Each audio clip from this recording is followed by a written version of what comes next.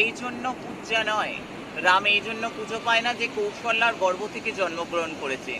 রাম এই জন্য পুজো পায় যে বনবাসে গিয়েছিল, যার জন্য সে কৈকেয়ীকেও কৌশল্যার মতো সম্মান দিয়েছিল।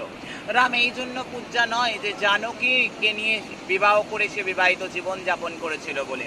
রাম এই জন্য পূজ্য, নাম এই জন্য পুজো পায় যে অহল্যার মতো অবহেলিতেকেও কিন্তু দেবী বলতে পেরেছিল।